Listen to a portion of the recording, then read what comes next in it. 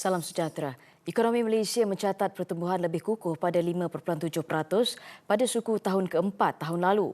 Menurut Jabatan Perangkaan Malaysia (DOSM), prestasi itu adalah kadar pertumbuhan tertinggi sejak suku tahun kedua 2024. Dalam terbitan Anggaran Keluaran Dalam Negeri Kasar KDNK awalan, DOSM memaklumkan prestasi memberansangkan itu mencerminkan momentum pemulihan ekonomi yang berterusan meskipun berdepan ketidaktentuan persekitaran luaran.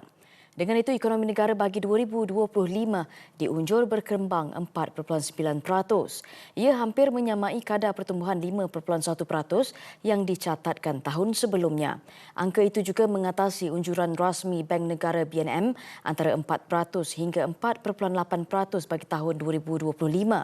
Analisis terperinci prestasi ekonomi bagi suku dikaji akan diterbitkan pada 13 Februari depan.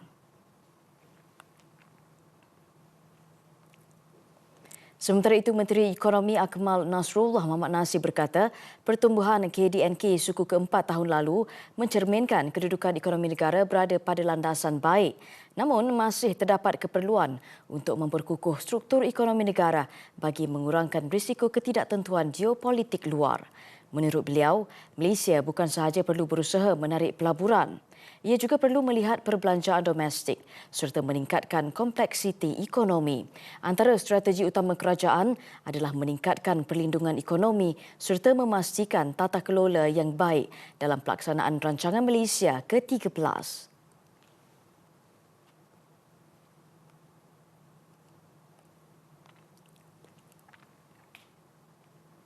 Kementerian Pertanian dan Keterjaminan Makanan KPKM akan menerajui pendekatan pelaburan berbalik bagi melindungi dan menjamin bekalan komoditi makanan negara.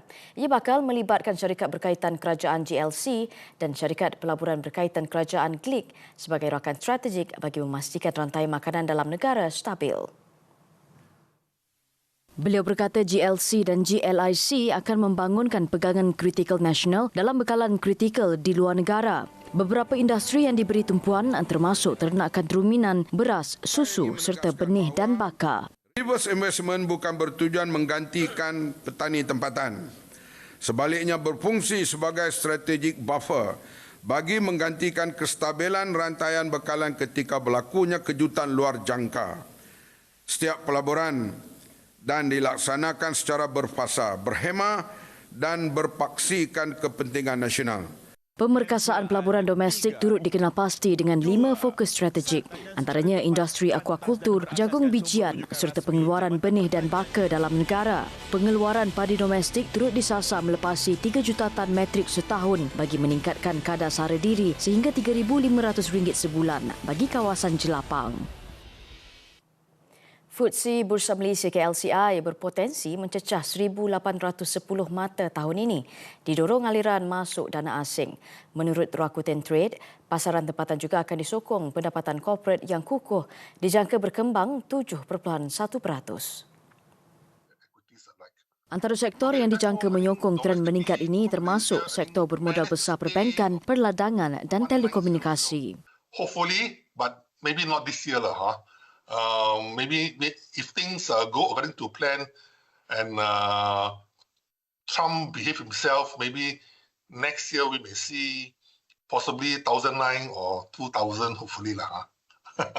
Tambah beliau, pegangan saham asing di Bursa Malaysia dijangka meningkat ke paras antara 25 hingga 30%, menandakan keyakinan baru terhadap pasaran tempatan. Ringgit pula dijangka berlegar antara 3.8 hingga 4 berbanding dolar Amerika Syarikat tahun ini. Ini dipacu kelembapan ekonomi Amerika yang boleh mencetuskan lebih banyak penurunan kadar faedah. Bursa Malaysia ditutup rendah ekoran aktiviti pengambilan untung selepas mencatat kenaikan 5 hari berturut-turut. Pada jam 5 petang, FBM KLCI susut 2.42 mata kepada 1,712.74. Kaunter rugi mendahului untung pada 564 berbanding 482, manakala 589 kaunter diniagakan tidak berubah. Menurut Rakuten Trade Research, penurunan hari ini bersifat sementara berikutan kenaikan kukuh baru-baru ini. Di peringkat rantau, pasaran bercampur-campur turut dilihat dengan pengambilan untung dilihat di Jepun dan Hong Kong. Sekian laporan Detik Niaga. Salam hormat.